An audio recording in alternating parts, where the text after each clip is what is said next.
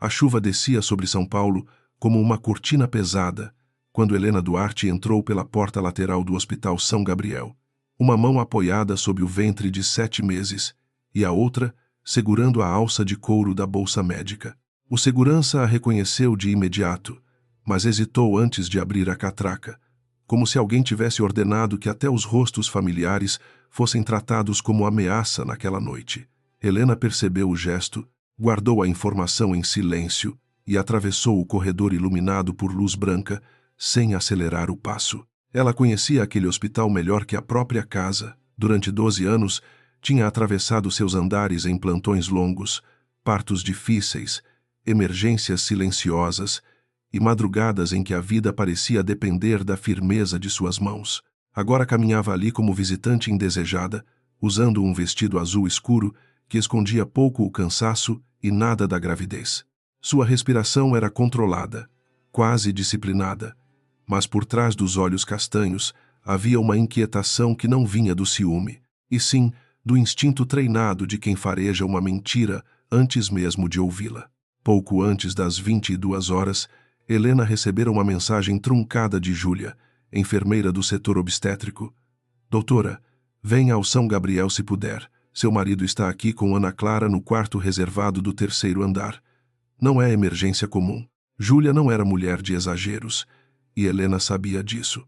Marcelo Viana, seu marido, raramente pisava em hospitais sem fotógrafos, conselheiros ou algum contrato prestes a ser assinado. Se estava ali à noite, protegendo a própria assistente em área restrita, havia algo maior do que indiscrição conjugal esperando atrás da porta. O elevador demorou a chegar, e Helena aproveitou aqueles segundos para observar o reflexo no aço escovado. O rosto fino estava pálido, os cabelos presos de qualquer maneira revelavam fios soltos na nuca, e os olhos denunciavam mais noites sem dormir do que ela admitiria em voz alta. O bebê se mexeu de leve, como se respondesse à tensão do corpo materno. Helena pousou a palma sobre a barriga e sussurrou em português baixo, quase sem som, que tudo ficaria bem. Ela não tinha certeza, mas a promessa lhe devolveu eixo. Quando as portas se abriram no 3º andar, o cheiro de antisséptico veio misturado ao perfume caro de Marcelo, uma fragrância fria que Helena aprendera a associar a reuniões, desculpas e distâncias cuidadosamente calculadas. 2 seguranças particulares estavam diante do corredor VIP, homens grandes demais para um hospital e discretos demais para serem apenas acompanhantes. Um deles tentou barrar sua passagem com um sorriso profissional. A senhora não pode entrar agora. Helena ergueu o crachá antigo que ainda carregava por hábito, embora não precisasse dele para impor presença. Sou médica deste hospital há mais tempo do que você conhece este corredor, disse ela, sem levantar a voz. O segurança olhou para o colega, inseguro, e nesse instante, Helena viu a porta do quarto 312 entreaberta. Lá dentro, Ana Clara estava sentada na cama, os cabelos loiros espalhados sobre o travesseiro, com uma perfeição pouco compatível com um desmaio verdadeiro. Marcelo estava ao lado dela, inclinado demais, segurando sua mão com um cuidado que havia muito tempo não oferecia à esposa. Ao fundo, o diretor administrativo Raul Menezes falava ao telefone em tom urgente. Marcelo foi o primeiro a ver Paula. O rosto bonito endureceu, e por um segundo Helena reconheceu o homem que conhecera 10 anos antes, ambicioso, brilhante, capaz de convencer uma sala inteira de que a luz vinha dele. Depois surgiu o outro Marcelo, o que ela aprendera a temer em silêncio, aquele que transformava culpa em ataque e autoridade em arma. Helena, o que você está fazendo aqui? Perguntou ele, como se a presença dela fosse uma invasão, não a consequência natural de uma mentira mal escondida. Eu poderia fazer a mesma pergunta, respondeu Helena, entrando no quarto sem pedir licença. Seus olhos passaram por Ana Clara, pelo monitor desligado, pelo soro intacto, pela pulseira de internação preenchida às pressas e pela expressão tensa de Raul. Nada ali encaixava como emergência real. Ana Clara levou a mão à testa com delicadeza teatral e desviou o olhar, mas havia triunfo no canto de sua boca. Marcelo apertou os maxilares. Helena percebeu que ele não estava preocupado com a saúde da assistente. Estava preocupado com testemunhas, registros e horários. Ana Clara respirou fundo, como se cada palavra exigisse coragem. Eu só passei mal, doutora Helena. Marcelo me trouxe porque ficou preocupado. Não precisa transformar isso em escândalo. A frase saiu doce, mas foi calculada para ferir. Helena sentiu o golpe, não no orgulho, mas na memória de cada noite em que Marcelo dizia estar preso ao trabalho enquanto ela jantava sozinha, medindo a pressão, lendo exames, fingindo que a ausência dele era apenas uma fase. Ainda assim, sua voz permaneceu serena quando perguntou quem autorizara o uso daquele quarto. Raul encerrou a chamada depressa e aproximou-se com um sorriso oleoso de quem já assinara documentos demais em nome de homens poderosos. Foi uma decisão administrativa, doutora. A senhorita Ana Clara estava indisposta, e o senhor Marcelo é membro do conselho parceiro. Não havia razão para incomodar a emergência comum. Helena olhou para ele por tempo suficiente para fazê-lo piscar primeiro. Quarto reservado sem triagem, sem ficha médica completa, sem avaliação obstétrica ou clínica registrada, disse ela. Isso não é decisão administrativa, é violação de protocolo. Marcelo soltou uma risada curta, sem humor. Ainda quer dar aula, Helena? Até aqui. Você está grávida, cansada, emocional. Não transforme uma indisposição simples em tribunal. A palavra emocional foi lançada como algema, e todos no quarto entenderam sua função. Reduzir Helena a uma mulher fora de si era mais fácil do que responder às perguntas dela. Ana Clara baixou os olhos, mas observava cada reação por baixo dos cílios. Raul ajeitou a gravata.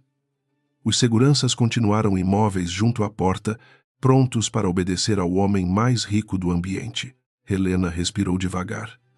Havia aprendido, em salas de parto, que pânico se alimentava depressa. Olhou para Júlia, que surgira no corredor com uma prancheta apertada contra o peito. A enfermeira estava pálida, mas seus olhos pediam coragem. Helena compreendeu que a mensagem não fora apenas sobre adultério. Havia medo ali, talvez de uma ordem ilegal, talvez de um prontuário adulterado, talvez de algo que Ana Clara trouxera consigo e que Marcelo tentava sepultar. A pergunta certa precisava ser feita diante das pessoas certas. Quero ver a ficha de entrada, disse Helena. Quero o registro da triagem, o nome do médico responsável e a justificativa para bloquear o corredor. Marcelo avançou um passo. Você não quer nada. Você vai para casa agora. O tom era baixo, íntimo e ameaçador. Desses que homens como ele reservavam para lugares onde achavam que a reputação os protegeria. Helena sentiu o bebê se mover novamente, um empurrão firme contra sua palma. Não recuou. Sou esposa, sou médica e sou testemunha de uma irregularidade. Ana Clara então começou a chorar. Não eram lágrimas descontroladas, mas gotas bonitas, silenciosas, que escorriam na velocidade exata para atrair a compaixão de quem observava. Eu não queria isso, Marcelo. Eu disse que ela ia me odiar. Eu disse que ela não suportaria me ver perto de você. A frase virou lâmina. Marcelo olhou para Helena com uma fúria quase aliviada, como se Ana Clara tivesse lhe entregado a versão que ele precisava defender. Raul desviou o rosto. Júlia apertou a prancheta com tanta força que os dedos ficaram brancos. Helena sentiu algo se partir, mas não foi amor. Amor já havia sido gasto em desculpas, esperas e perdões que nunca deveriam ter sido concedidos. O que se partiu foi a última ilusão de que Marcelo preservaria ao menos a dignidade dela diante do filho que carregava. Mesmo assim, sua postura continuou ereta. Ana Clara, disse ela, você pode continuar encenando se quiser, mas todo o corpo conta sua própria verdade. Seu pulso está estável, sua respiração também, e esse soro nem foi aberto. Quem você está tentando proteger? O silêncio que se seguiu pesou mais que grito. Ana Clara perdeu por um instante a máscara de fragilidade e Helena viu no fundo de seus olhos uma mistura de medo e raiva. Marcelo também viu, mas escolheu ignorar. Ele preferia a mentira útil à verdade desconfortável. Chega, disse ele, a voz subindo. Você não vai humilhar uma mulher doente por causa da sua paranoia. Helena voltou-se para ele com uma calma que o irritou ainda mais. Marcelo, eu estou pedindo documentos, não confissões. Por que isso te assusta tanto? A pergunta atingiu o centro da sala. Raul pigarreou. Um dos seguranças olhou para a câmera do corredor e Júlia deu um passo discreto para trás, como quem entendia que algo irreversível se aproximava. Marcelo odiava ser confrontado sem plateia controlada. Sua vida inteira fora construída sobre domínio de narrativa, sobre entrar em ambientes e fazer todos acreditarem que sua vontade era sinônimo de ordem. Helena, grávida, pálida, sem aliados visíveis, estava arrancando dele justamente isso. Não com escândalo, mas com precisão. E precisão era imperdoável. Você sempre foi assim, ele disse, aproximando-se até ficar a poucos centímetros dela. Fria, superior, fazendo todo mundo parecer pequeno. Helena percebeu o perfume dele mais forte, o rubor no pescoço, a mão direita contraída. Em outros tempos, teria tentado apaziguar. Naquela noite, apenas sustentou o olhar. Não sou eu que faço você parecer pequeno, Marcelo. Ele sorriu de lado, um gesto feio em rosto bonito. Ana Clara soluçou no fundo, como se desse a deixa. Raul murmurou que talvez fosse melhor todos se acalmarem. A mão de Marcelo veio rápida, aberta, cortando o ar antes que alguém entendesse que ele realmente atravessaria aquela linha. O estalo ecoou no quarto e se espalhou pelo corredor como vidro quebrando. Helena virou o rosto com o impacto, perdeu o equilíbrio e tentou proteger a barriga por instinto. O mundo oscilou em branco, o piso pareceu subir, e por um segundo ela ouviu Júlia gritar seu nome. Depois seu corpo caiu de lado, amparado apenas em parte pela enfermeira que se lançou tarde demais, enquanto a bolsa escorregava pelo chão. O quarto mergulhou num caos contido. Júlia ajoelhou-se junto a Helena e pediu uma maca, a voz firme apesar do tremor. O rosto da médica estava imóvel, a pele mais pálida sob a marca vermelha que começava a surgir. Marcelo ficou parado, a mão ainda suspensa por uma fração vergonhosa de tempo, como se o próprio gesto o tivesse surpreendido. Ana Clara levou as mãos à boca, mas seus olhos não olhavam para Helena. Olhavam para Marcelo, calculando se o homem que a defendera acabara de se destruir diante dela. Raul reagiu primeiro, porque homens acostumados a apagar incêndios morais aprendem a falar antes que a fumaça se espalhe. Ela escorregou, disse ele aos seguranças. Entenderam? A doutora perdeu o equilíbrio, está muito nervosa, muito abalada. Júlia levantou o rosto com indignação, mas Helena não podia defendê-la naquele instante. Marcelo pareceu agarrar a versão como náufrago. Sim, foi isso. Ela entrou alterada, começou a acusar todo mundo e caiu. Chamem obstetrícia, mas sem alarme. Sem polícia. Sem imprensa. A cada ordem, sua voz tentava reconstruir o controle perdido. A maca chegou conduzida por 2 enfermeiros, que não ousaram fazer perguntas. Júlia caminhou ao lado de Helena, monitorando pulso e respiração, repetindo comandos técnicos para impedir que Raul a afastasse.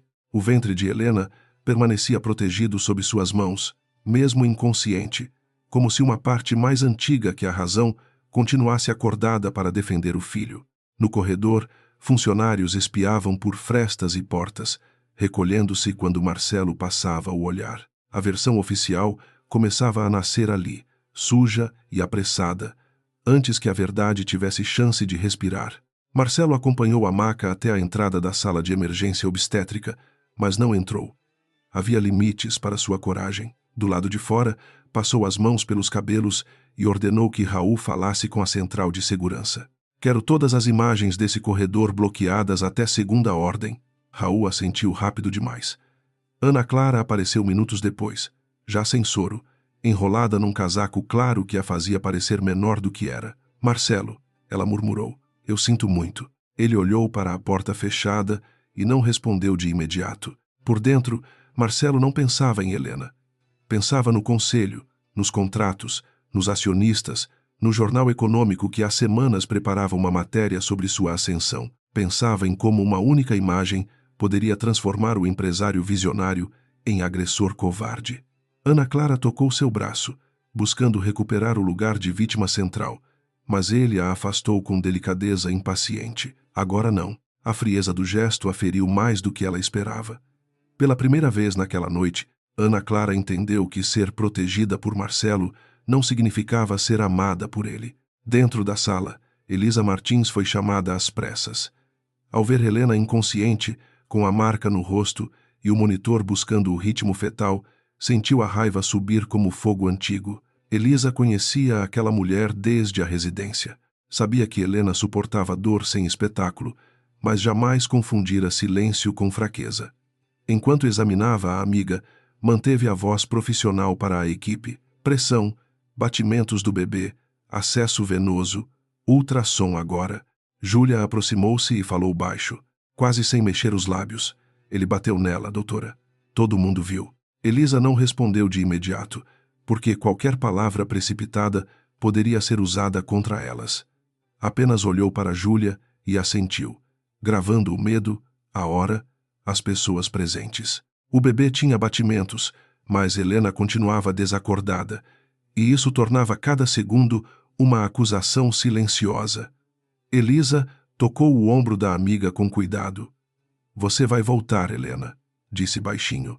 Não por ele, por você, pela criança, pela verdade. No corredor, Marcelo já tentava dobrar o hospital à sua vontade, mas naquela sala começava outra resistência, menos barulhenta e muito mais perigosa. No teto do corredor VIP, acima da porta do quarto 312, uma pequena câmera de segurança continuava imóvel, protegida por uma cúpula escura que refletia as luzes frias do hospital. Ninguém lhe pediu opinião, ninguém a ameaçou, ninguém conseguiu fazê-la sentir medo. Ela havia registrado a chegada de Helena, a falsa fragilidade de Ana Clara, a mão erguida de Marcelo, a queda, as ordens de Raul e o pânico de Júlia. Enquanto homens poderosos fabricavam uma mentira, a máquina silenciosa guardava a verdade inteira, segundo por segundo, esperando o momento de destruir todos eles. Helena voltou à consciência, como quem emerge de um rio escuro, primeiro ouvindo o bip regular do monitor, depois sentindo o peso do próprio corpo contra o lençol hospitalar. A luz do quarto parecia agressiva, mesmo filtrada por cortinas claras, e sua bochecha latejava com uma dor surda que trazia a memória antes de trazer a imagem. Ela não abriu os olhos de imediato, escutou passos contidos, o som de uma caneta sobre papel, uma respiração conhecida perto da cama. Quando finalmente ergueu as pálpebras, encontrou Elisa ao seu lado, séria e exausta. Elisa segurava a prancheta com a mão esquerda, mas a direita estava pousada sobre o colchão, próxima aos dedos de Helena, como se esperasse permissão para tocá-la, sem transformá-la em vítima. O rosto da obstetra trazia uma indignação disciplinada, dessas que não explodem porque precisam permanecer úteis. Helena tentou falar, mas a garganta estava seca. Antes que qualquer som saísse, Elisa aproximou um copo com canudo. Beba devagar. O bebê está bem por enquanto, disse ela, e a palavra por enquanto pesou entre as duas como uma verdade ainda incompleta. Helena bebeu um gole pequeno e levou a mão ao ventre. O movimento do filho veio leve, quase tímido, mas suficiente para arrancar de seus olhos uma umidade que ela não permitiu cair. A lembrança voltou inteira. O quarto VIP. Ana Clara na cama, Marcelo avançando, o estalo da mão, o chão branco. Ela fechou os olhos por um instante, não para fugir, mas para organizar cada detalhe. Elisa a observava em silêncio, admirando e temendo aquela calma. Outra pessoa perguntaria por Marcelo. Helena perguntou pela ficha de ocorrência. A pergunta confirmou o que Elisa já sabia. Helena não havia acordado procurando consolo, mas provas. A amiga respirou fundo e puxou uma cadeira para mais perto. Júlia escreveu o primeiro relato clínico antes que Raul aparecesse. Eu também registrei a lesão facial e a perda de consciência, mas houve tentativa de alterar a descrição do atendimento. Helena virou o rosto devagar, ignorando a dor. Quem tentou? Elisa hesitou só meio segundo. Raul disse que a diretoria queria padronizar a linguagem para evitar interpretações precipitadas. Helena soltou uma risada quase sem som. Do lado de fora, o hospital funcionava com a aparência comum de uma manhã cara e eficiente. Carrinhos passavam, médicos atravessavam corredores, recepcionistas sorriam para famílias ansiosas. No entanto, sob aquela rotina, uma ordem invisível já circulava. Funcionários haviam sido chamados em salas pequenas, advertidos sobre sigilo institucional, lembrados de contratos, hierarquias e processos disciplinares. A palavra queda começara a substituir agressão em conversas interrompidas. A palavra estresse surgira onde antes havia violência. Marcelo Viana não precisava gritar para mover pessoas. Bastava que todos soubessem o quanto tinham a perder. No escritório administrativo do 5º andar, Raul Menezes lia o relatório inicial com suor frio na nuca. A expressão agressão física constava em uma linha simples, sem adjetivos, e mesmo assim parecia dinamite. Marcelo estava em pé diante da janela, impecável em um terno cinza que não combinava com uma noite sem dormir. Ele não perguntara sobre o estado de Helena desde a madrugada, perguntara apenas quem tinha visto, quem tinha escrito, quem tinha acesso às câmeras. Raul conhecia homens poderosos, mas Marcelo possuía uma serenidade mais perigosa que o pânico. Isso não pode sair daqui, disse Marcelo, sem se virar. Raul ajeitou os óculos, tentando parecer menos assustado. Podemos abrir sindicância interna, recolher depoimentos, tratar como incidente familiar dentro da propriedade hospitalar. Marcelo virou-se então, e seus olhos estavam secos. Não foi um incidente familiar.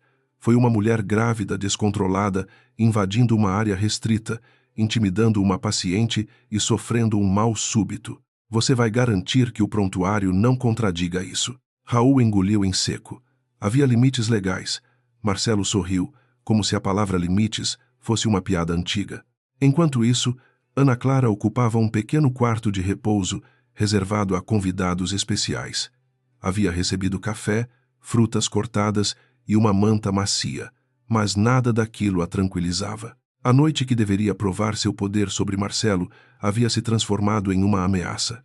Ela repassava mentalmente sua atuação, as lágrimas, a voz frágil, o momento em que pediu proteção. Tudo funcionara até a mão dele atingir Helena. Agora a imagem da esposa caída a perseguia, não por culpa, mas por cálculo. Uma amante podia ser discreta. Uma testemunha de agressão virava risco. Quando Marcelo entrou no quarto sem bater, Ana Clara se levantou depressa, ajustando o casaco sobre os ombros. Ele estava distante, preso a uma matemática de danos. Ela tentou abraçá-lo, mas ele colocou a mão em seu braço e a manteve afastada com delicadeza cruel. Preciso que você mantenha a mesma versão, disse ele. Você passou mal. Helena chegou alterada. Houve confusão. Ana Clara estreitou os olhos. E eu? O que acontece comigo depois disso? Marcelo franziu a testa, impaciente. Agora não é hora de falar de você. Foi o primeiro erro dele naquela manhã. Ana Clara conhecia bem o desprezo disfarçado de foco. Viera de uma família que ensinava mulheres a sorrir antes de negociar e aprendera cedo que fragilidade podia ser uma máscara lucrativa. Trabalhara 3 anos ao lado de Marcelo, ouvindo segredos, preparando agendas, escondendo encontros, acalmando investidores e aceitando promessas adiadas. Não estava disposta a desaparecer como peça descartável. Então deixou a voz tremer na medida certa. Eu menti por você a noite toda. Eu estava naquele quarto porque você pediu. Não me trate como se eu fosse uma funcionária qualquer. Marcelo a encarou com o gelo de quem se via ameaçado por alguém que julgava possuir. Ana, escolha bem suas palavras. Ela sustentou o olhar, embora sentisse medo. Eu escolhi você por muito tempo. Agora quero garantias. Um cargo formal na fundação do grupo, acesso às decisões e uma declaração pública quando tudo passar. Marcelo riu baixo, mas não havia diversão. Você está confundindo um incêndio com oportunidade. Ana Clara aproximou-se um passo, a voz mais baixa. Incêndios iluminam coisas escondidas, inclusive mensagens, reservas de hotel e pagamentos feitos pelo financeiro. A ameaça ficou suspensa, fina e venenosa. Marcelo percebeu que sua pequena aliada havia acumulado armas próprias. Por um instante, desejou ter mantido distância dela desde o começo, mas a arrogância raramente aprende antes da ruína. Ele suavizou a expressão. Aproximou-se e tocou o rosto de Ana Clara com o polegar. Vamos resolver tudo. Você terá o que merece. Ela sorriu, mas não acreditou por completo. Ambos mentiam com elegância, e ambos sabiam. Naquela aliança, já não havia paixão suficiente para cobrir o cheiro de chantagem. Helena passou a manhã entre exames e perguntas clínicas, respondendo apenas ao necessário. Elisa tentava poupá-la, mas sabia que omitir informações seria outra forma de traição. Quando ficaram sozinhas, fechou a porta e aproximou a cadeira. O diretor quer que você assine uma declaração dizendo que se sentiu tonta antes de cair. Helena olhou para a janela. A cidade surgia cinza, molhada, indiferente. Ele mandou você me pedir isso? Não. Mandou uma residente. Eu mandei a residente sair. Pela primeira vez, Helena sorriu. Um sorriso pequeno, triste e afiado. Eles vão tentar me transformar em instável, disse Helena. Vão usar a gravidez, meu histórico de plantões, talvez até a terapia que fiz depois do aborto de 2 anos atrás. Elisa baixou os olhos, ferida pela precisão da amiga. Marcelo sabia onde estavam as cicatrizes e escolheria cada uma se precisasse. Helena continuou, a voz baixa. Não quero confronto emocional. Quero linha do tempo. Quem me viu chegar? Quem autorizou o quarto? Quem alterou a ficha? Quem pediu bloqueio de câmera? Elisa assentiu. Já comecei a anotar nomes. Júlia entrou pouco depois, trazendo não apenas medicamentos, mas coragem embrulhada em gestos pequenos. Fechou a cortina, verificou o corredor e entregou a Elisa uma cópia dobrada de um registro de enfermagem. Foi impresso antes de Raul chamar a supervisora, sussurrou. Depois mudaram o texto no sistema. Helena pegou o papel com cuidado. Ali estava escrito que a paciente gestante dera entrada após agressão presenciada por equipe de enfermagem, com perda de consciência e necessidade de avaliação fetal. As palavras eram simples. Justamente por isso, pareciam impossíveis de apagar. Helena olhou para Júlia, vendo não apenas uma enfermeira, mas uma mulher com medo de perder o emprego e, mesmo assim, incapaz de entregar a verdade aos lobos. Obrigada, disse. Júlia apertou os lábios. Ele sempre acha que todo mundo aqui deve alguma coisa a ele. Mas a senhora nunca tratou a gente assim. A frase tocou Helena de um modo inesperado. Durante anos, sua dedicação ao hospital fora vista por Marcelo como teimosia, como falta de ambição social. Naquele momento, cada plantão honesto voltava para protegê-la em forma de lealdade. A primeira tentativa de Marcelo veio ao meio-dia, não com flores, mas com advogado. Um homem de pasta preta e sorriso calibrado entrou acompanhado por uma assistente jurídica do hospital. Elisa se posicionou ao lado da cama antes que ele falasse. Senhora Helena, lamento o ocorrido, começou ele, escolhendo cada palavra como quem pisa em vidro. Seria prudente evitar interpretações que possam gerar exposição desnecessária para sua família. Helena observou a pasta. Minha família estava no meu ventre quando seu cliente me atingiu. Se veio pedir silêncio, economize papel. O advogado perdeu por um instante a neutralidade. Elisa quase sorriu. A assistente jurídica fingiu conferir mensagens no celular. Helena continuou, sem alterar o tom. Não assinarei declaração falsa. Não aceitarei avaliação psiquiátrica encomendada. Não autorizarei que meu prontuário seja acessado por pessoas sem vínculo direto com meu atendimento. E quero cópia integral dos registros médicos e administrativos relacionados à minha entrada. O advogado inclinou a cabeça. Isso pode ser discutido posteriormente. Helena respondeu sem piscar. Não. Isso será solicitado formalmente hoje. A diferença entre pedido e prova é o tempo. Depois que eles saíram, Elisa trancou a porta por alguns segundos. Você sabe que ele vai piorar. Helena passou os dedos sobre a marca no rosto, sentindo o relevo dolorido. Sei, ele nunca aceitou perder controle. Só que até ontem, eu ainda tentava salvar alguma coisa que talvez nunca tenha existido. Elisa sentou-se ao lado dela e, por um momento, deixou de ser médica. Você não precisa ser forte o tempo todo. Helena encarou a amiga e a voz saiu mais humana. Eu sei, mas agora preciso ser estratégica. A estratégia começou com pequenas perguntas. Elisa acessou o sistema clínico usando sua própria senha e fotografou, com autorização de Helena, as telas que mostravam horários divergentes. O registro de entrada de Ana Clara aparecia às 21h17, mas uma solicitação de limpeza do quarto 312 surgia 40 minutos antes. A pulseira de internação fora impressa depois da chegada de Helena, não antes. O prontuário indicava a avaliação médica feita por um plantonista que, naquele horário, estava em cirurgia no 2º andar. Nada gritava, tudo acusava. No setor de segurança, porém, a muralha era mais alta. Elisa não tinha acesso às câmeras, e Júlia apenas sabia que Raul descera pessoalmente até a central durante a madrugada. O técnico de plantão, Um rapaz chamado Caio evitava olhar nos olhos de qualquer pessoa desde então. Quando Elisa o encontrou perto da cafeteria, ele segurava um copo vazio com as duas mãos. Doutora, não me coloque nisso, murmurou, antes mesmo que ela perguntasse. Elisa respondeu com firmeza baixa. Uma mulher grávida foi agredida. Você já está nisso, Caio. Ele empalideceu. Olhou para os lados e falou como se confessasse um pecado antigo. Mandaram bloquear o acesso externo e marcar o arquivo como corrompido. Disseram que era a ordem da diretoria. Eu não apaguei nada, mas alguém com credencial superior entrou depois. Elisa sentiu o coração acelerar. Quem? Caio balançou a cabeça. No sistema aparece usuário administrativo. Pode ser Raul, pode ser alguém usando a senha dele. Mas tem uma coisa. A câmera do corredor VIP envia espelho para um servidor de contingência por 48 horas. Quase ninguém lembra disso. Elisa voltou ao quarto com o rosto controlado, mas Helena a conhecia bem demais para ignorar o brilho em seus olhos. Existe cópia? Perguntou.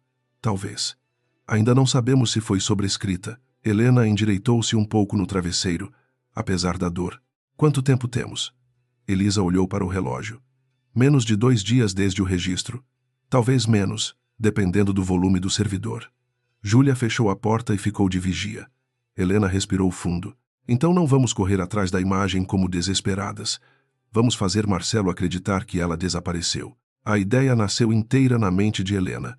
Se Marcelo pensasse que o arquivo principal fora removido com sucesso, relaxaria, pressionaria testemunhas com menos cautela e talvez cometesse novos erros. Elisa deveria fingir frustração diante de pessoas certas.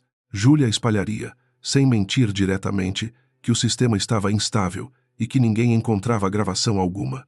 Enquanto isso, precisariam de alguém com conhecimento técnico e coragem para acessar o servidor de contingência sem passar pela cadeia comandada por Raul.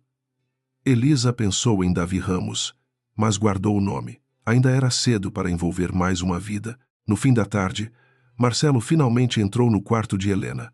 Veio sozinho, trazendo flores brancas que pareciam escolhidas por uma secretária e não por arrependimento. Deixou o arranjo sobre a mesa e olhou para a esposa como se esperasse encontrá-la quebrada. Helena estava sentada, cabelo preso, rosto marcado, mãos tranquilas sobre o ventre. A visão o irritou. Como você está? Perguntou ele.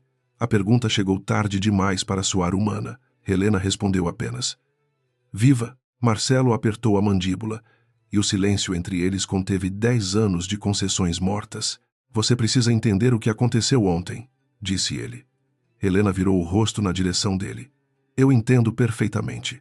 Ele respirou fundo, assumindo o tom paciente que usava em negociações difíceis. Você chegou alterada. Ana estava fragilizada. Todos estavam nervosos. Eu fiz um gesto para afastar você. Você perdeu o equilíbrio. Foi terrível, mas não foi o que estão tentando transformar. Helena observou a facilidade com que ele reescrevia o mundo. Durante anos, talvez tivesse aceitado discutir detalhes. Agora não. Você me bateu, Marcelo. E bateu no seu filho também. O rosto dele escureceu. Não use a criança contra mim. Helena sentiu uma tristeza fria. Eu não estou usando. Estou lembrando que ela existe. Marcelo caminhou até a janela, evitando encará-la. Você quer destruir tudo por causa de um momento? Minha empresa, minha reputação, o hospital, nosso futuro? Helena respondeu com uma calma que o desarmou mais do que gritos. Eu não destruí nada. Apenas parei de proteger o que você já vinha destruindo. Ele virou-se rápido. Cuidado, Helena. Pessoas em crise costumam se arrepender do que dizem. Ela entendeu a ameaça. Vinha embrulhada em preocupação, como tantas outras. Marcelo poderia alegar instabilidade, pedir interdição parcial, tentar controlar decisões médicas, arrastar sua imagem para um lamaçal íntimo. Helena sentiu medo, claro. O medo era físico, habitava a garganta e os ossos. Mas medo não era obediência. Ela pousou a mão no ventre e disse, saia do meu quarto. Marcelo ficou imóvel. Eu sou seu marido. Helena olhou para a porta. Neste hospital, sou paciente. E paciente tem direito de recusar visita. Chame a enfermagem, por favor. Por um segundo, Marcelo pareceu pronto para avançar novamente. Então percebeu a câmera discreta no canto do quarto, O corredor movimentado, a possibilidade de outro erro, recuou com um sorriso duro. Você não sabe com quem está brigando. Helena respondeu, sem elevar a voz. Sei exatamente. Esse é o problema. Quando ele saiu, as flores permaneceram sobre a mesa, brancas e inúteis. Júlia entrou logo depois, retirou o arranjo sem perguntar e o colocou no corredor. O gesto simples fez Helena fechar os olhos por um instante, para não chorar. Naquela noite, o hospital se dividiu em dois mundos. No visível, Marcelo jantava com Raul em uma sala privada, discutindo comunicados, advogados e nomes de funcionários que precisavam ser alinhados. Ana Clara enviava mensagens insistentes, exigindo garantias e alternando afeto com ameaça. No invisível, Elisa recolhia cópias, Júlia anotava horários, Caio fingia ignorância enquanto verificava logs de acesso. Helena, impedida de se levantar por recomendação médica, reconstruía tudo mentalmente, como se cada lembrança fosse peça de um tabuleiro. Sua fraqueza aparente tornava-se cobertura. Subestimá-la era o vício mais antigo de Marcelo. Perto da meia-noite, Elisa voltou ao quarto com uma notícia que não conseguiu suavizar. O arquivo principal da câmera do corredor foi apagado. Helena não se moveu. A frase doeu, mas não surpreendeu. Quem confirmou? Caio viu o registro. O usuário administrativo entrou às 3h40 da manhã. Depois disso, o vídeo aparece como inexistente. Helena ficou em silêncio por alguns segundos, ouvindo o monitor fetal, a chuva fina contra a janela, o próprio coração insistindo em não se render. E o servidor de contingência? Elisa respirou fundo. Ainda não sabemos. Helena olhou para a amiga, e algo em seu rosto mudou. Não era esperança ingênua, era decisão. Então amanhã descobrimos. Elisa sentiu um arrepio, porque aquela mulher deitada, ferida e grávida parecia mais perigosa do que Marcelo em todos os seus escritórios. Helena continuou. Eles apagaram o que achavam que era a verdade. Agora precisamos encontrar o que eles esqueceram que existia. Lá fora, no corredor, a luz vermelha de uma câmera piscava em silêncio sobre portas fechadas. Em algum lugar profundo do sistema, talvez a noite anterior ainda respirasse intacta. Helena deixou o hospital 2 dias depois.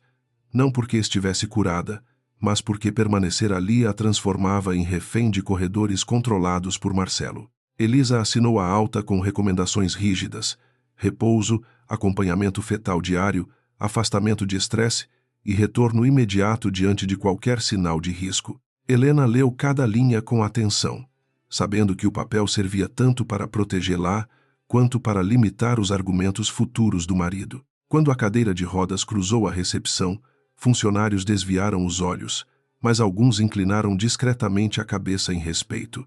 Marcelo insistiu em levá-la para casa, cercado por uma gentileza ensaiada que irritava mais do que qualquer grosseria.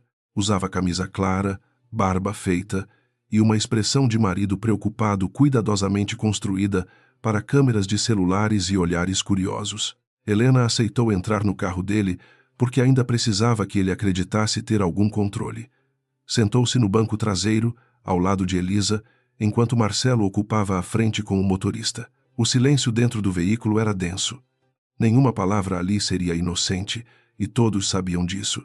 A mansão dos Viana no Jardim Europa parecia maior e mais fria do que antes. Helena sempre achara aquela casa bonita demais para ser íntima, com seus mármores claros, janelas altas e móveis escolhidos por arquitetos que nunca perguntaram onde uma pessoa choraria em paz. Marcelo mandou preparar o quarto do casal, mas Helena pediu o antigo quarto de hóspedes do térreo, alegando orientação médica para evitar escadas. Ele não gostou, porém não pôde recusar diante de Elisa. A primeira pequena vitória veio disfarçada de necessidade clínica. Assim que Marcelo saiu para uma reunião, Elisa fechou a porta e verificou se havia câmeras internas no quarto. Helena observou a amiga com uma gratidão silenciosa, mas também com a tristeza de quem percebe o tamanho da prisão onde morou voluntariamente. A cama estava impecável, as cortinas tinham cheiro de lavanda, e sobre a cômoda havia uma fotografia antiga do casal em uma viagem ao litoral. Marcelo sorria abraçado a ela, e Helena se surpreendeu ao não sentir saudade. A imagem parecia pertencer a 2 pessoas mortas. Precisamos de Davi Ramos, disse Elisa, mantendo a voz baixa. Helena já esperava aquele nome, embora não o ouvisse havia anos. Davi fora chefe de segurança do São Gabriel até se recusar a assumir com registros de uma falha em equipamentos fornecidos pela empresa de Marcelo. Na época, a versão oficial o pintara como funcionário ressentido e negligente.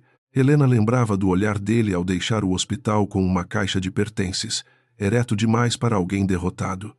Homens honestos, pensou ela, costumam ser chamados de difíceis antes de serem expulsos. Elisa ligou de um aparelho antigo que mantinha para emergências e falou pouco. Do outro lado, Davi ficou em silêncio tempo suficiente para medir o perigo. Quando aceitou encontrá-las, escolheu uma padaria simples em Perdizes, longe dos bairros onde Marcelo tinha olhos demais.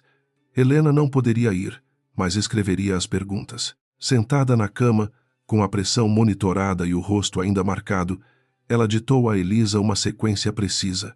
Horário de gravação, espelhamento automático, servidor físico, nível de credencial, ciclo de sobrescrita, histórico de acesso e possibilidade de cópia forense. Elisa sorriu apesar da tensão. Você fala como se estivesse preparando uma cirurgia. Helena pousou a mão no ventre. É quase isso. A diferença é que desta vez o tumor usa terno e tem advogados. A frase fez Elisa rir baixo, mais por alívio do que por humor. Durante alguns segundos, a amizade abriu uma fresta de normalidade entre elas. Depois o telefone de Helena vibrou sobre a mesa. Era Marcelo. 3 mensagens curtas. Não receba visitas sem me avisar. Não fale com funcionários do hospital. Precisamos preservar nossa família. Helena leu as mensagens e apagou a tela sem responder. A palavra família, escrita por ele, parecia uma sala vazia com fachada iluminada. Ela pensou na criança que se mexia lentamente, talvez dormindo, talvez reagindo ao cansaço materno. Pensou também na mulher que havia sido aos 28 anos, orgulhosa de casar com um homem que prometia admirá-la justamente por sua força. Marcelo amara a médica brilhante enquanto ela servia a narrativa dele, passara a odiá-la quando entendeu que inteligência não era ornamento, mas defesa. Na padaria, Davi Ramos chegou usando jaqueta escura e boné simples, mas sua postura denunciava o antigo militar que nunca deixara de observar saídas, espelhos e mãos. Elisa levantou-se para cumprimentá-lo, e ele não ofereceu gentilezas desnecessárias. Sinto muito pela Helena, disse. Depois puxou a cadeira, leu as perguntas e ficou alguns segundos imóvel. Esse sistema foi instalado quando eu ainda estava lá. O hospital comprou barato porque Marcelo pressionou o fornecedor amigo, mas havia um recurso que eles esqueceram de tirar. Toda câmera crítica gera espelho temporário em servidor isolado. Elisa sentiu o coração bater mais forte. Ainda pode existir? Davi olhou para o relógio de parede, como se calculasse contra o próprio tempo. Talvez. O servidor de contingência mantém 48 horas em volume normal, mas corredores com pouca movimentação podem durar mais, porque o ciclo depende de espaço ocupado, não apenas de calendário. Se ninguém for lá e apagar manualmente, há chance. Elisa entregou a ele os horários. Davi analisou a linha do tempo. O arquivo principal sumiu. Isso quer dizer que Raul, ou alguém acima dele, entrou no sistema errado primeiro. A palavra errado trouxe uma esperança cautelosa. Davi explicou que administradores do hospital usavam uma interface comum, suficiente para acessar câmeras e apagar arquivos visíveis. O servidor espelho ficava em uma sala técnica antiga, vinculada à central de emergência e ao contrato de seguro patrimonial. Poucos lembravam dele, porque raramente aparecia em auditorias comuns. Para acessá-lo sem gerar alarme, seria preciso uma credencial física antiga ou alguém que conhecesse a rotina dos técnicos. Elisa perguntou se ele ainda tinha acesso. Davi sorriu sem alegria. Oficialmente, não. Na prática, portas guardam memória. Naquela mesma tarde, Marcelo começou sua segunda ofensiva. Helena recebeu aviso de que cartões vinculados à conta conjunta estavam suspensos por prevenção de fraude. Minutos depois, uma advogada de família deixou mensagem informando que Marcelo desejava conversar sobre proteção patrimonial e estabilidade emocional durante a gestação. A escolha das palavras era transparente. Ele queria preparar terreno para apresentá-la como incapaz. Helena ouviu tudo sem demonstrar surpresa, mas suas mãos ficaram frias. Não era medo de perder dinheiro. Era a confirmação de que o homem que dormira ao seu lado conhecia a crueldade administrativa. Marcelo também mandou a mãe dele visitar. Lá. Lúcia Viana chegou perfumada, elegante, com um rosário de ouro no pulso e pena calculada nos olhos. Sentou-se à beira da cama sem pedir licença e falou de reconciliação, reputação, imprensa, sofrimento masculino e da necessidade de uma mulher preservar o lar quando o marido cometia um erro. Helena a ouviu até o fim, observando como certas mulheres defendiam estruturas que as haviam diminuído por décadas. Quando Lúcia finalmente se calou, Helena respondeu apenas que lar não era altar para sacrifício humano. A sogra empalideceu, mais ofendida pela lucidez do que pela frase. Você está deixando o orgulho destruir a vida do seu filho antes de ele nascer.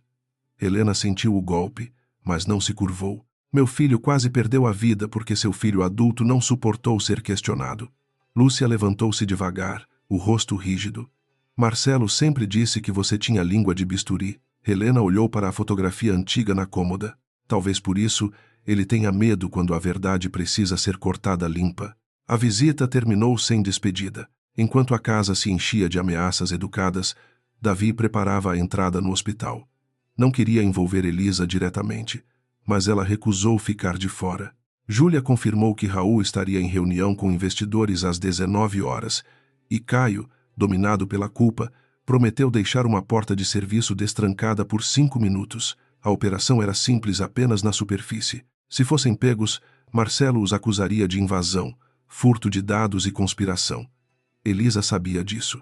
Mesmo assim, ao vestir um jaleco comum e prender o cabelo, sentiu que já havia escolhido seu lado. Davi entrou pelo estacionamento de fornecedores com uma caixa de ferramentas na mão e a naturalidade de quem pertence a todos os bastidores.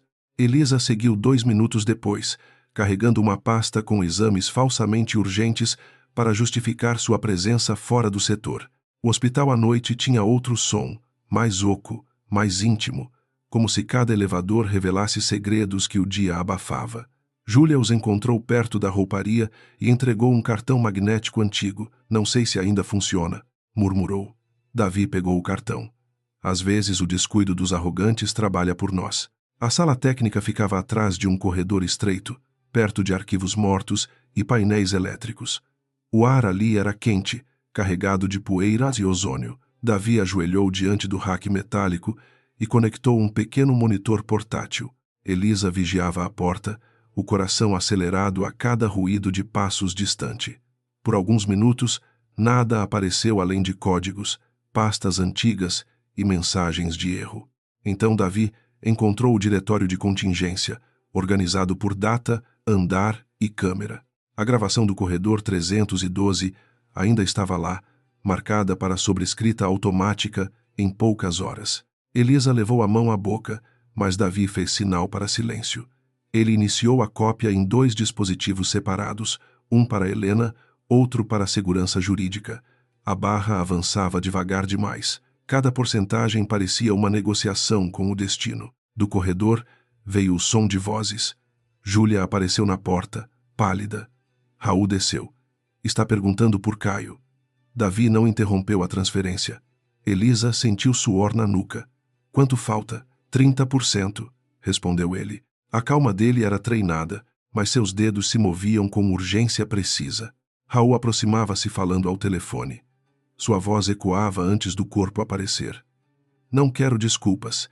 Quero garantia de que ninguém acessou aquele servidor. Elisa entendeu que Marcelo finalmente lembrara da contingência ou alguém o alertara. Davi retirou o primeiro dispositivo assim que a cópia terminou, mas a verificação forense ainda rodava.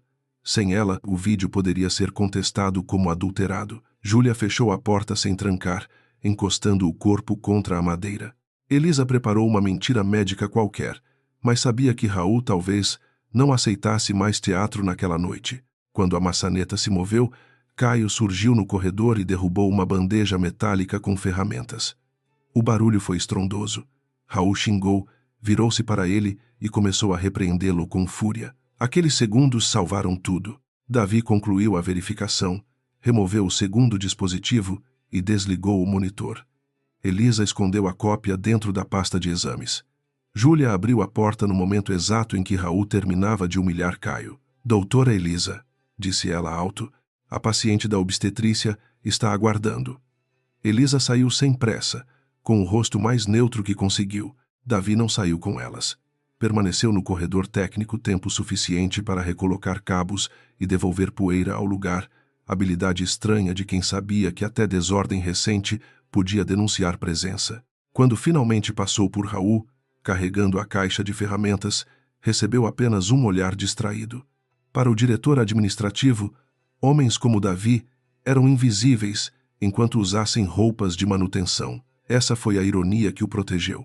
Os poderosos raramente enxergam quem mantém as paredes de pé.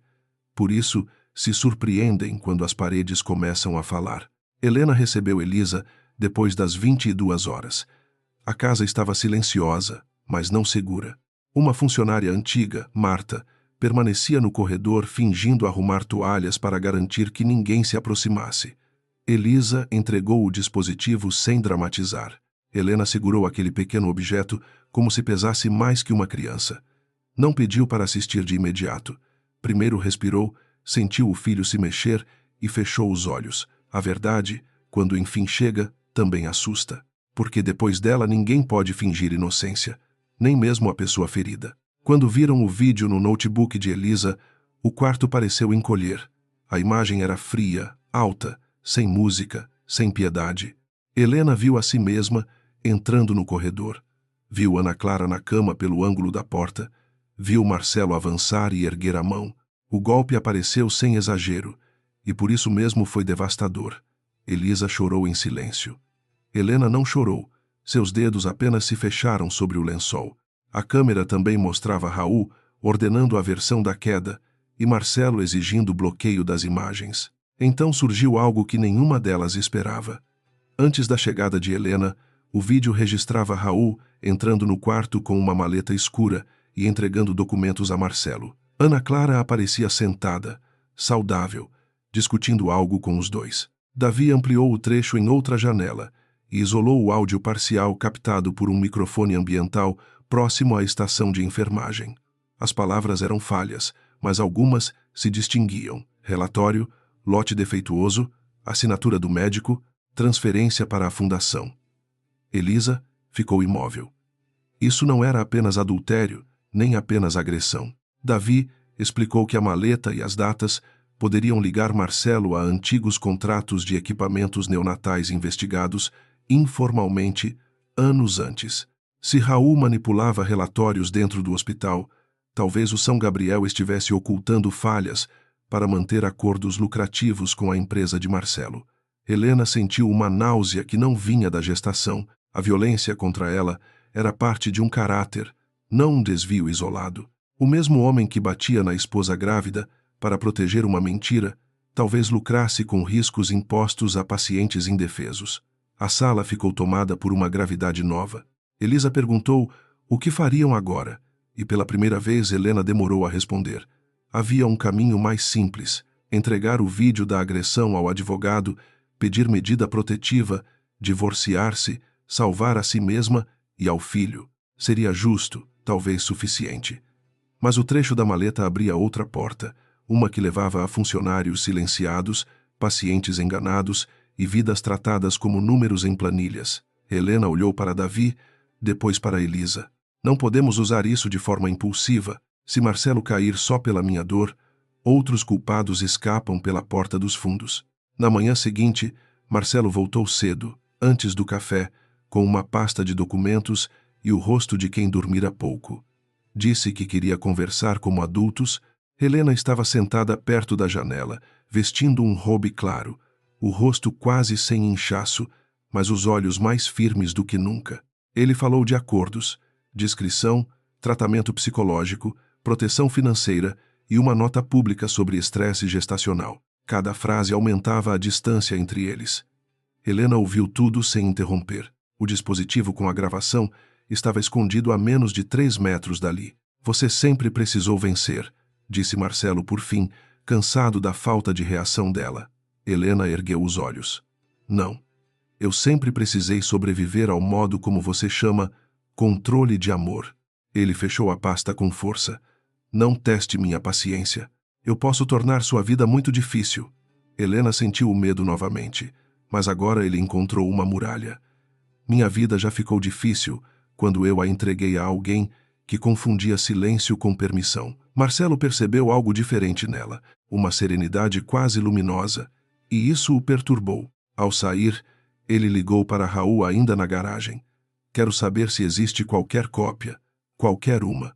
Raul jurou que verificaria tudo, mas sua voz denunciava insegurança. Ana Clara, por sua vez, enviou nova mensagem exigindo o cargo prometido e insinuando que poderia procurar a imprensa se fosse abandonada. Marcelo parou junto ao carro e fechou os olhos por um instante. As peças que acreditava dominar começavam a se mover sozinhas. Ele ainda tinha dinheiro, influência, advogados e medo como instrumento. Mas, pela primeira vez, não tinha certeza de possuir a história. Helena observou pela janela o carro dele desaparecer no portão. Atrás dela, Elisa, Davi e Júlia aguardavam em silêncio. Não havia celebração, porque a prova obtida não encerrava a guerra, apenas mudava seu terreno. Helena tocou a barriga, sentindo um movimento firme, quase impaciente, e compreendeu que a criança nasceria em um mundo onde sua mãe precisaria escolher entre paz aparente e justiça real. Ela se levantou devagar, contrariando o corpo cansado, e disse que começariam pelo que Marcelo mais temia. Não o escândalo, a ordem dos fatos. A manhã em que Helena decidiu enfrentar Marcelo por inteiro, nasceu sem sol, envolta por uma claridade úmida que fazia a mansão parecer suspensa entre luxo e ruína. Ela estava sentada diante da mesa do quarto térreo, com exames médicos ao lado, o dispositivo com a gravação guardado em uma caixa de remédios e a mão pousada sobre o ventre. Elisa, Davi e Júlia esperavam sem pressioná-la. Todos sabiam que havia dois caminhos. Um salvaria Helena. O outro poderia salvar desconhecidos, mas exigiria dela uma coragem que nenhum corpo ferido deveria ser obrigado a oferecer. Helena assistiu novamente ao trecho da maleta antes de falar. Não olhou para a própria queda dessa vez. Fixou os olhos em Marcelo recebendo documentos, Raul apontando páginas, Ana Clara sentada sem sinal de fraqueza, participando da conversa como alguém que conhecia a engrenagem por dentro. A gravação não dava todas as respostas, mas abria portas para perguntas que um hospital temeria. Elisa percebeu a palidez da amiga e sugeriu adiar qualquer decisão. Helena fechou o notebook com cuidado. Se eu esperar demais, eles reorganizam a mentira. Se eu agir mal, eles chamam isso de vingança. Davi concordou com um movimento lento da cabeça. Prova forte, precisa de ordem. Primeiro a agressão, depois a tentativa de apagar, depois a fraude.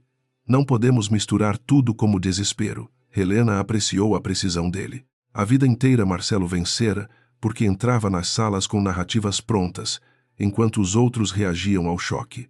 Dessa vez, ela não reagiria, construiria. Pediu que Elisa reunisse laudos e relatórios sem adjetivos, que Júlia confirmasse horários com outras enfermeiras, que Davi preparasse uma cópia íntegra com registro técnico. A verdade precisava vestir armadura antes de sair. Marcelo, porém, já preparava seu próprio espetáculo. A Fundação Viana anunciara uma coletiva no auditório do São Gabriel para aquela tarde, supostamente destinada a apresentar um programa de modernização da maternidade. Na prática, seria a primeira aparição pública dele depois dos rumores. O convite enviado a jornalistas falava em compromisso com a saúde de mães e bebês, justamente as palavras que faziam Elisa apertar os dentes. Marcelo planejava usar o hospital, a caridade e a imagem de pai, preocupado para esmagar Helena sob uma versão elegante de piedade. Ana Clara recebeu a notícia da coletiva com uma mistura de triunfo e ressentimento. Esperava estar no palco, ao lado de Marcelo como nova representante da fundação, mas Raul avisou que sua presença deveria ser discreta. Ela compreendeu a mensagem. Enquanto fosse útil, seria protegida.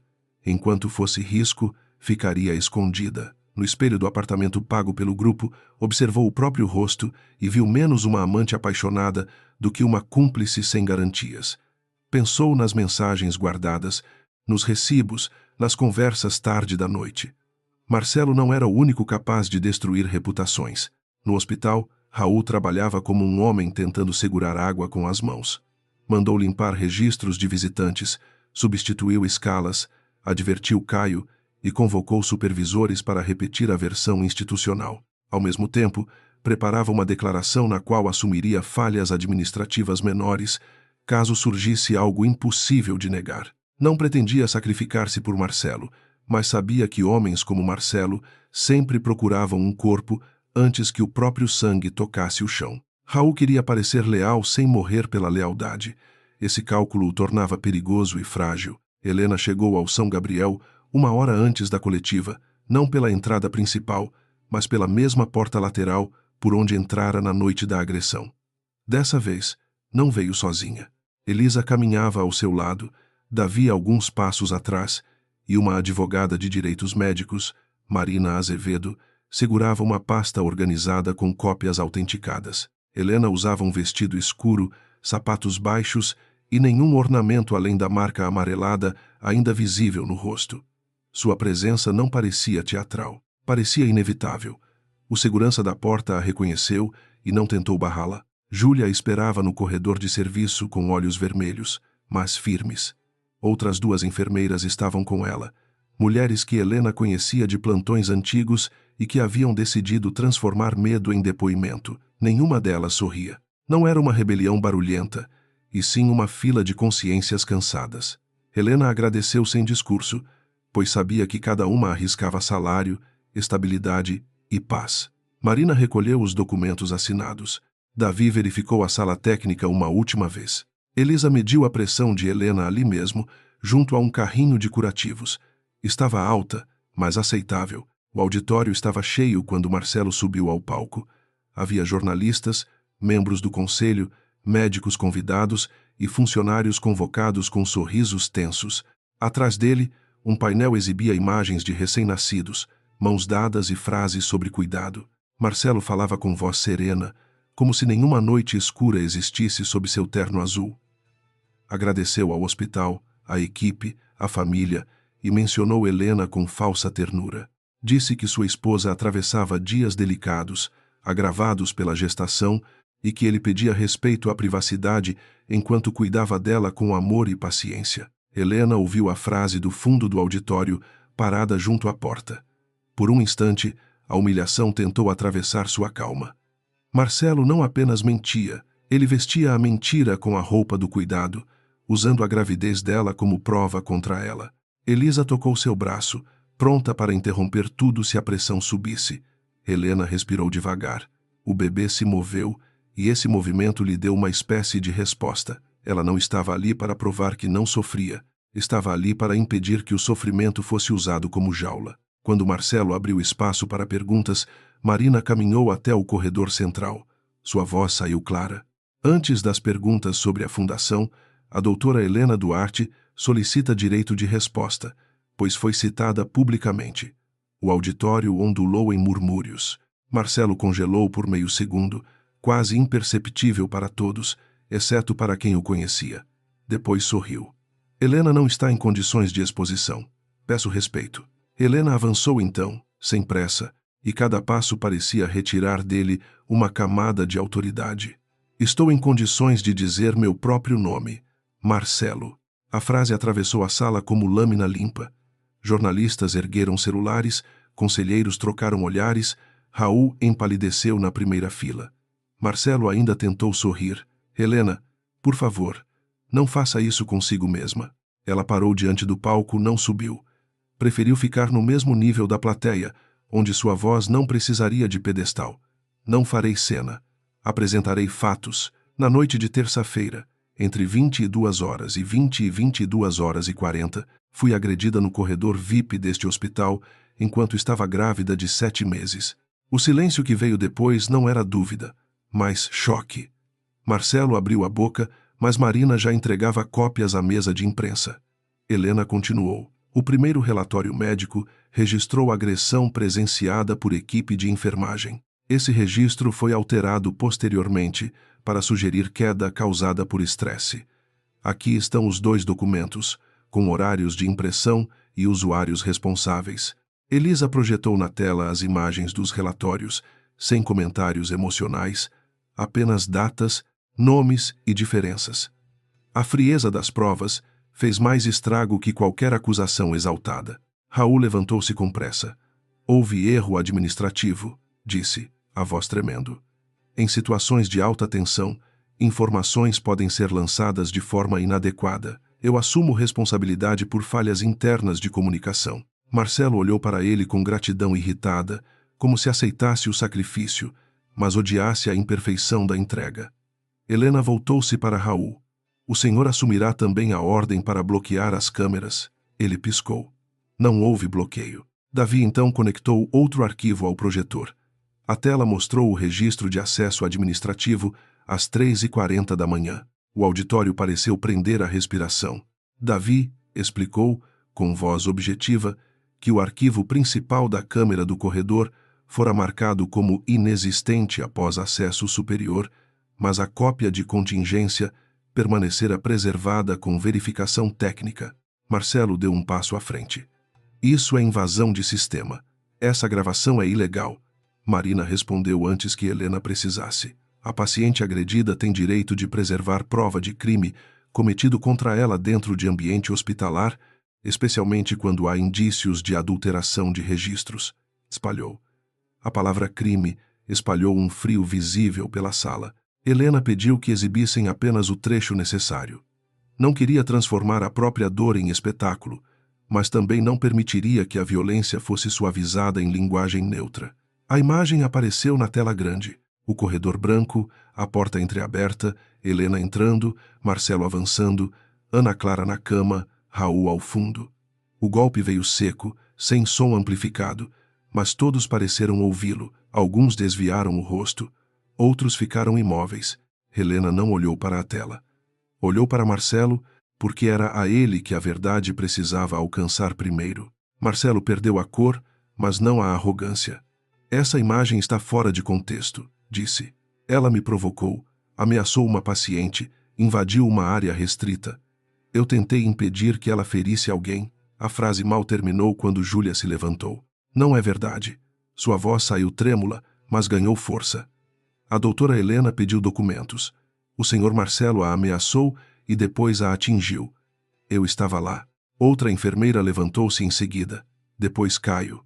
Depois uma técnica que vira Raul ordenar silêncio. A solidão de Helena começou a se desfazer publicamente. Ana Clara, escondida perto de uma porta lateral, percebeu que o chão mudava sob seus pés. Não havia mais narrativa segura. Se continuasse ao lado de Marcelo, cairia com ele. Se o abandonasse, talvez ainda preservasse algo. Quando uma jornalista perguntou por que ela estava no quarto VIP sem triagem, Ana Clara sentiu todos os olhos a procurarem. Marcelo a viu e fez um gesto mínimo, uma ordem muda para que se calasse. Pela primeira vez, ela não obedeceu. Eu estava lá a pedido dele, disse, avançando um passo. O murmúrio explodiu. Marcelo virou-se com fúria. Ana, não diga mais nada. Ela sorriu com amargura. Agora sou Ana, não paciente frágil, não funcionária protegida. Ela olhou para os jornalistas. Eu não desmaiei antes de entrar no quarto. Fui levada para lá porque havia uma reunião que não deveria constar em agenda. Raul tentou interromper, mas Marina pediu que registrassem a fala. Helena sentiu uma repulsa sem prazer. Ana Clara não confessava por justiça, confessava para sobreviver. Ainda assim, até motivações pequenas podem abrir portas grandes. Elisa exibiu então o trecho anterior à chegada de Helena. Raul com a maleta, Marcelo recebendo documentos, Ana Clara discutindo páginas. Davi apresentou registros de contratos vinculados a lotes de equipamentos neonatais que haviam gerado queixas técnicas arquivadas sem investigação adequada. Não acusou além do que podia provar. Mostrou coincidências, alterações de laudos, pagamentos à fundação e assinaturas de médicos em dias incompatíveis com suas escalas. O conselho do hospital começou a se mover em pânico contido. O caso deixava de ser doméstico, tornava-se institucional. Marcelo percebeu tarde demais que sua melhor arma, a superioridade, havia se voltado contra ele. Tentou recuperar comando pela força da voz. Isso é uma conspiração montada por uma mulher ressentida, um ex-funcionário demitido e empregados ingratos. Eu construí metade dos recursos que este hospital usa. Sem mim, muitos de vocês estariam fechando portas. Helena subiu então ao palco pela primeira vez, não para enfrentá-lo de baixo, mas para ocupar o espaço que ele julgava exclusivo. Construir portas não dá direito de trancar pessoas dentro delas. A frase provocou aplausos isolados, logo abafados pelo medo. Marcelo aproximou-se dela, esquecendo câmeras, jornalistas e advogados. Você acha que pode me derrubar com um vídeo? Eu conheço juízes, diretores, investidores. Eu coloquei Raul onde está. Paguei pareceres. Segurei escândalos que destruiriam este hospital. Você não sabe metade do que eu fiz para manter tudo funcionando. O silêncio seguinte foi absoluto. Marcelo percebeu o próprio erro no instante em que viu o brilho dos celulares erguidos. Helena não sorriu. Apenas deixou que a confissão respirasse sem ser tocada. Raul fechou os olhos, derrotado. Ana Clara recuou como quem se afasta de incêndio. Um conselheiro pediu o encerramento imediato da coletiva, mas jornalistas já lançavam perguntas, nomes, datas, valores. Marcelo tentou corrigir a fala, dizendo que fora mal interpretado, que falava metaforicamente, que a pressão o havia levado ao exagero. Ninguém acreditou. A máscara dele ainda estava no rosto, mas rachada de alto a baixo. Helena sentiu as pernas fraquejarem. Elisa correu para ampará-la e a plateia abriu caminho. A vitória tinha peso e o corpo cobrava cada grama. No corredor, longe das câmeras, Helena encostou-se à parede e respirou com dificuldade. Elisa verificou sua pressão novamente, enquanto Marina falava ao telefone com autoridades e Davi protegia os dispositivos originais. Júlia apareceu chorando, pedindo desculpas por não ter impedido o golpe naquela noite. Helena segurou sua mão. Você fez o que quase ninguém fez. Ficou. Júlia chorou mais, mas agora havia alívio. Ao fundo, ouviam-se vozes elevadas, passos apressados e a palavra investigação repetida por bocas que antes só pronunciavam sigilo.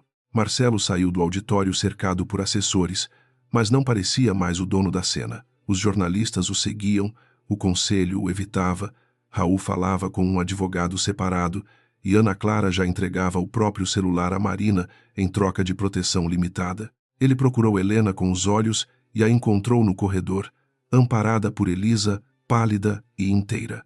Pela primeira vez, não havia desprezo em seu olhar. Havia espanto, como se só agora compreendesse que a mulher que julgara domesticada passara anos aprendendo a sobreviver em silêncio. Helena não disse nada a ele. Não precisava. A câmera havia falado, os documentos haviam falado, as testemunhas haviam falado, e por fim o próprio Marcelo falara demais. Quando a equipe médica a levou para a observação, ela aceitou a cadeira de rodas sem orgulho ferido.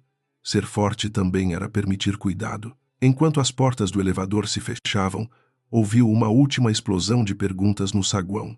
A queda de Marcelo começara diante de todos, mas Helena sabia que a justiça verdadeira ainda exigiria paciência. Mesmo assim, pela primeira vez, a mentira estava sangrando à luz. Helena permaneceu em observação naquela noite, enquanto o hospital ao redor parecia respirar depois de anos prendendo o ar. A notícia da coletiva atravessou corredores, grupos de mensagens, redações e gabinetes, antes que Marcelo conseguisse reunir uma defesa coerente. Elisa proibiu qualquer visita sem autorização médica, e pela primeira vez a ordem foi obedecida sem que o sobrenome Viana abrisse portas. Helena dormiu pouco, acordando sempre que o bebê se movia, mas não sentiu o antigo pânico. O perigo continuava existindo, porém já não caminhava invisível ao lado dela. Marcelo passou a madrugada em uma sala reservada do conselho, cercado por advogados que falavam em contenção de danos, afastamento temporário e cooperação estratégica. Ele ouvia tudo com o rosto fechado, incapaz de aceitar que aquelas pessoas já não o consultavam como líder, mas o avaliavam como risco. A frase que escapara no auditório repetia-se em sua mente com crueldade. Eu coloquei Raul onde está. Eu paguei pareceres. Ele tentava chamar aquilo de cansaço, exagero, provocação, Mas sabia que a arrogância, quando gravada, perde o direito de se disfarçar. Raul foi o primeiro a cair oficialmente. Antes do amanhecer, entregou o crachá, acompanhado por 2 membros do setor jurídico e um auditor externo contratado às pressas. Tentou negociar silêncio em troca de colaboração, mas descobriu que sua utilidade diminuíra no instante em que Ana Clara ofereceu mensagens, planilhas e gravações de chamadas. Raul olhou para ela no corredor com ódio cansado. Ana Clara sustentou o olhar, não por coragem, mas por instinto. Entre lealdade e sobrevivência, escolhera a segunda opção sem a menor hesitação. Ana Clara prestou depoimento em uma sala fria, diante de Marina e de representantes das autoridades.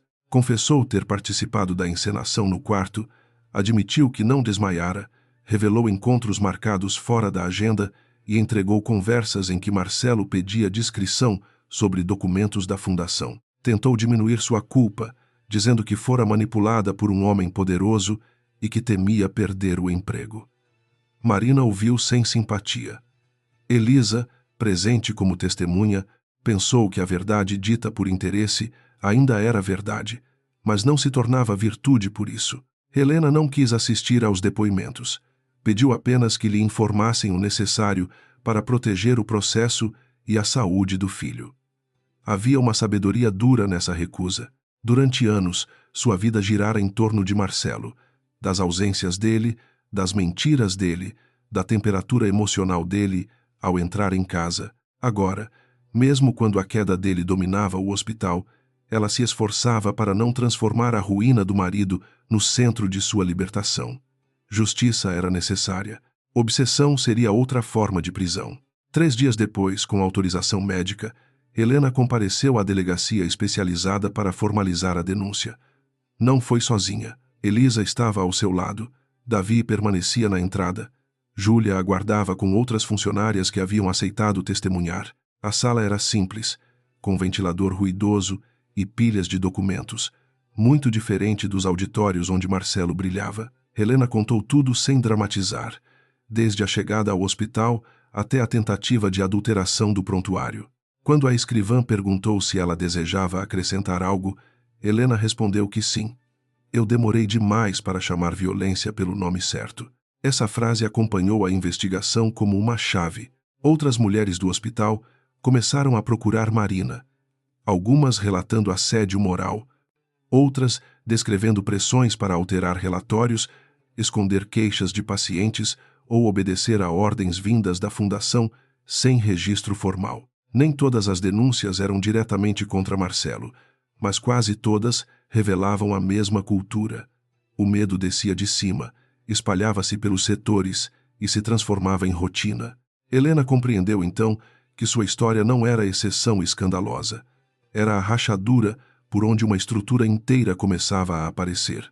O Conselho do São Gabriel anunciou auditoria independente, afastamento de diretores e suspensão dos contratos com o Grupo Viana.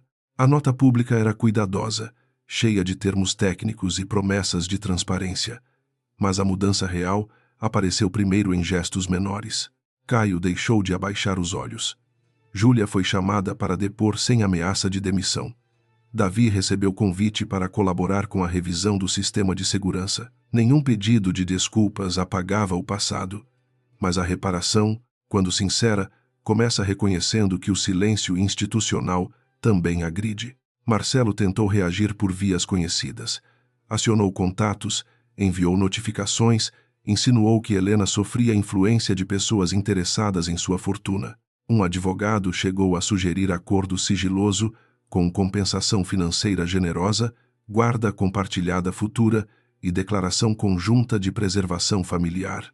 Helena leu a proposta em casa, sentada junto à janela, enquanto a chuva lavava as folhas do jardim. Depois devolveu o papel a Marina. Diga a eles que meu silêncio não está à venda. E diga que meu filho não será moeda em negociação de reputação. A resposta enfureceu Marcelo mais do que qualquer exposição pública. Na cobertura vazia para onde se mudara temporariamente, ele quebrou um copo contra a pia e ficou olhando os cacos como se fossem provas de uma traição universal. Não conseguia compreender por que todos o abandonavam. Raul era fraco. Ana Clara era ingrata, o conselho era covarde, a imprensa era oportunista, Helena era cruel. Em sua lógica, nunca havia vítimas, apenas pessoas incapazes de agradecer o que ele lhes permitira receber. A solidão para homens assim costuma parecer injustiça. As semanas seguintes foram lentas e exigentes. Helena enfrentou exames, audiências preliminares, consultas com psicóloga perinatal e noites em que acordava sentindo o estalo da mão de Marcelo antes mesmo de abrir os olhos. Nem toda cura é majestosa. Às vezes, ela acontece quando alguém consegue tomar café sem tremer, responder a uma mensagem sem pedir permissão ou dormir com a porta destrancada. Elisa a acompanhou sem transformar apoio em vigilância. Marta, a funcionária antiga da casa, passou a preparar sopas e silêncios, ambos igualmente necessários. Quando as primeiras contrações chegaram, não houve tempestade nem presságio dramático. Era madrugada, e a cidade estava estranhamente quieta. Helena acordou com uma dor firme, respirou, contou o intervalo e chamou Elisa antes de chamar qualquer outra pessoa. Não entrou em pânico. O corpo que fora tratado como prova, arma e campo de disputa, agora retomava sua função mais profunda. No caminho para o hospital, ela olhou pelas ruas vazias e sentiu uma ternura inesperada por si mesma. Sobrevivera até ali. Agora precisava atravessar a última porta. No São Gabriel, a equipe a recebeu com respeito discreto. O hospital já não era o mesmo, embora as paredes continuassem brancas e o cheiro de antisséptico permanecesse igual. Elisa assumiu a condução do parto, acompanhada por uma residente que mal conseguia esconder a emoção. Júlia ficou perto da cabeceira, com autorização de Helena, segurando sua mão nos momentos mais difíceis. A dor veio em ondas poderosas, arrancando dela suor, lágrimas e uma força que não se parecia com calma, mas com fogo. Helena não lutou contra o corpo. Trabalhou com ele. Marcelo soube do parto por meio de seu advogado e tentou comparecer. Chegou ao hospital com ordem judicial ainda indefinida, rosto tenso e um buquê absurdo nas mãos. Foi barrado na recepção por Davi, agora consultor interino de segurança, acompanhado por 2 agentes. Não havia violência no impedimento, apenas regra aplicada sem reverência. Marcelo exigiu ver o filho.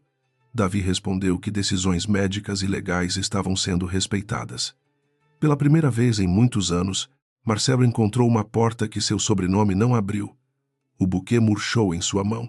Horas depois, uma menina nasceu chorando forte, com pulmões decididos e punhos fechados, como se já chegasse protestando contra o mundo. Helena chorou então, sem disciplina, sem defesa, sem vergonha. Elisa colocou a criança sobre seu peito e todo o ruído do hospital pareceu recuar. A pele quente da filha, o peso minúsculo, o cheiro novo de vida, tudo reorganizou o universo de Helena em uma ordem simples. Júlia enxugou as lágrimas sem soltar a mão dela. Elisa sussurrou que estava tudo bem. Dessa vez, Helena acreditou. A menina recebeu o nome de Clara, não por Ana Clara, mas pela luz que Helena queria resgatar da palavra. A escolha surpreendeu Elisa, que perguntou se não doía. Helena olhou para a filha adormecida e respondeu que certas palavras não pertenciam para sempre a quem as manchava. Clara significava transparente, luminosa, limpa. Era isso que ela desejava oferecer à criança, não a herança da violência, mas a possibilidade de nascer dentro de uma verdade sem cortinas. Dar nome também era uma forma de recuperar território. O processo contra Marcelo avançou em várias frentes. A denúncia por agressão e tentativa de obstrução foi aceita, enquanto a investigação sobre contratos hospitalares revelou pagamentos irregulares, laudos adulterados e uma cadeia de favorecimentos que atingiu médicos, administradores e fornecedores. Nenhuma queda foi instantânea. Houve recursos, entrevistas agressivas, notas de negação e aliados tentando relativizar os fatos. Ainda assim, a gravação do corredor permanecia como pedra no centro do rio. Tudo podia ser discutido em torno dela, mas ninguém conseguia fazê-la desaparecer. Ana Clara aceitou acordo de colaboração parcial.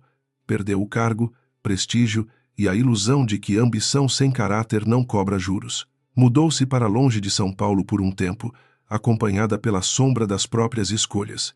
Raul respondeu a processos administrativos e criminais, tentando provar que apenas obedecia ordens, argumento que soava menor a cada nova assinatura encontrada. Davi teve sua demissão antiga revisada e recebeu pedido formal de desculpas do hospital. Ele leu a carta sem sorrir.